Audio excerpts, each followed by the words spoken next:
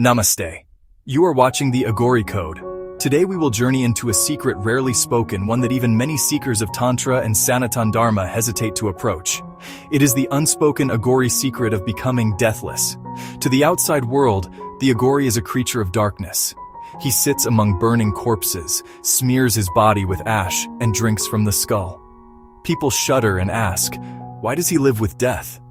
But the truth is this, the Aghori does not live with death. He lives beyond it. Where others see an ending, the Aghori sees a doorway.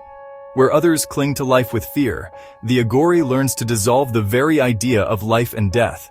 In doing so, he becomes deathless. Sanatan Dharma has always taught that the body is perishable, but the soul is eternal. The Bhagavad Gita says, Na hanyata hanyamane sharire. The soul is never destroyed even when the body is slain. Most people hear this verse and take comfort in it. But the Aghori seeks to experience it directly. He will not settle for belief. He wants to taste immortality while still alive. How does he do this? By confronting the one thing human beings fear most, death itself. Ordinary people avoid the cremation ground. The Aghori makes it his home. Ordinary people close their eyes when they see a corpse. The Aghori meditates on it. Ordinary people cannot stand the stench of burning flesh. The Aghori inhales it as the fragrance of Shiva. Each of these acts is not madness but training. By immersing himself in what society rejects, he erases the boundary between life and death. But there is a deeper secret, one that only those who truly enter the Aghori path begin to understand. Deathlessness is not about making the body live forever. The Aghori knows this body is destined to perish. Even the great avatars shed their forms. Deathlessness is about realizing that you are not the body. You are the witness, the eternal consciousness, the spark of Shiva. When this realization is lived every moment, then what can death destroy? The Aghori's meditation on corpses, called shava sadhana, is central to this process. Imagine sitting in the stillness of night, the flames of a pyre dancing, and in front of you lies a lifeless body. The Aghori sits with it, sometimes even placing it on his lap and whispers mantras of Shiva. In this terrifying moment, he stares directly into the eyes of death. And then something happens. The veil lifts. The seeker sees that the body is just matter and the consciousness that once animated it is not gone, but merged back into the ocean of existence. In that instant, fear is broken. The realization dawns. If the soul is eternal, then so am I. Most people die many times before death.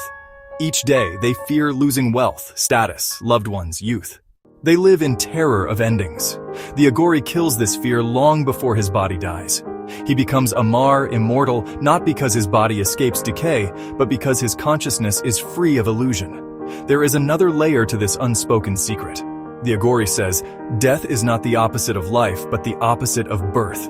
Life is continuous, eternal, flowing like the river Ganga. Birth and death are only two banks on either side of this current. When you realize this, you stop clinging to the banks and allow yourself to merge into the flow.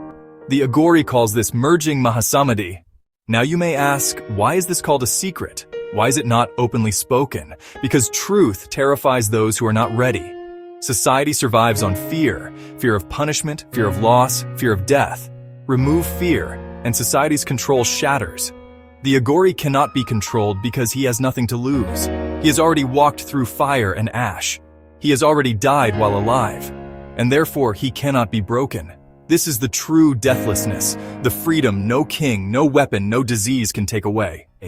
There are practices behind this attainment that few know. The Aghori often meditates upon the sound of his own breath, the Hamsa mantra. With every inhalation, so. With every exhalation, ham. I am that. I am that. Breath continues even in sleep, even when the mind is silent. By dissolving into this mantra, the Aghori realizes that his being is continuous, just like the eternal breath of Shiva, never beginning, never ending. Another practice is drinking from the skull bowl, the Kapala. Why the skull? Because it reminds him that this too was once the seat of thoughts, fears, and desires. Now it is empty. By drinking from it, the Aghori declares, I consume death. I consume impermanence. Nothing can frighten me.